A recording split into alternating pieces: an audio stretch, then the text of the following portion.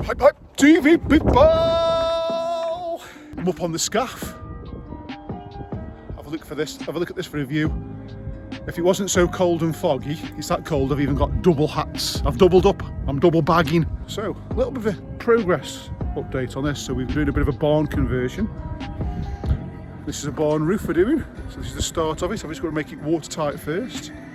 So I thought I'd take this opportunity to show you people at home a little bit about how the roof is going on. So I'll go around here because there's less noise. We've got, these are the battens. Obviously if you're in the trade at home then don't listen to me because you're just going to sit there, roll your eyes and go, I've heard this all before. If you're not, this might explain a little bit on the basic principle of how a roof works. So we've got all these pieces of timber that go across here. They're called the battens. Underneath there we've got the rafters that come down. I'll try and show you a rafter in a minute. It might be an exposed one on the other side, I'll have to have a quick look. So, we've got the felt goes on first, which is this membrane. It's very, very thin, as you can see, and it's breathable, that's what these little holes are for.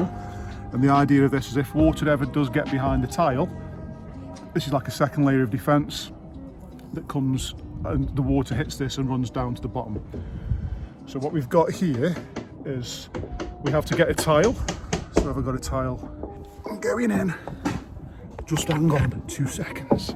There we go. I found one in the glory hole. Give it a tickle. So, back to this in question. So,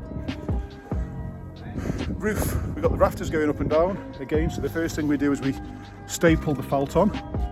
This goes up the rafters. On top of there, then we put the battens on, and this is the bit that the tile sits on. So, here's one I prepared earlier, tile. At the back of the tile, you can see it's got these little nibs, which is these bits here and here. And the idea is that they hook on, so like so. Very, very simple principle. Like that, and then you pull it down and it hooks.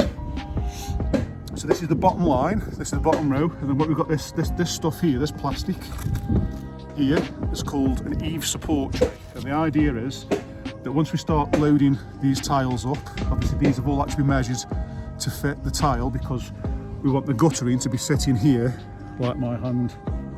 So we have to measure it out. So we have to measure the distance from where the guttering's going to there, to the first nibs on the tile, and then we go up a little bit more. And the idea is then that these spaces are quite small and the tile's quite big, so it ends up being triple layered. So you've got a tile on top of a tile on top of a tile.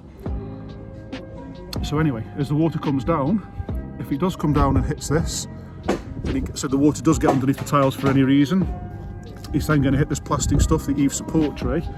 So it's like a second layer of defence. And if my hand is the guttering, it then helps the water to fall in there. So even if the tiles fail, I'll just move the camera down a little bit. Even if the tiles fail, the plastic does its job and it's underneath the tiles as well. So that's the basic principle of how a roof works. So a quick recap, we've got all the felt that goes across this way. The felt's actually overlapped. So can I find an overlap? So you see we've got markings, the sizes, where the things can go. So we nail it all in.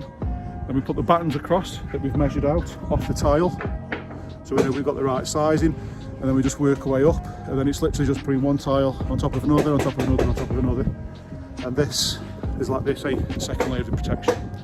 And because this is a barn, and you sometimes get this on old terraced houses, we have a top coat of corbelling, which is this. So it's where the brickwork goes down, so it's like a decorative feature, and normally you'd have like a box gutter that sits on top of here.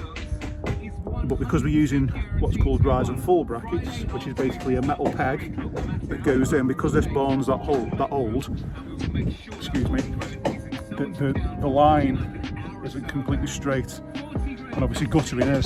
So we're going to put rise and fall brackets in, say every 400 or every 500, so we can adjust it in and out, and we can adjust it up and down to get it just right. And it's that cold I couldn't even feel the snot on my nose then.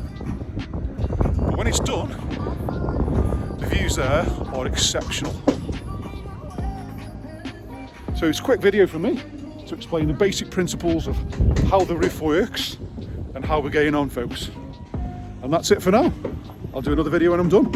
See you later.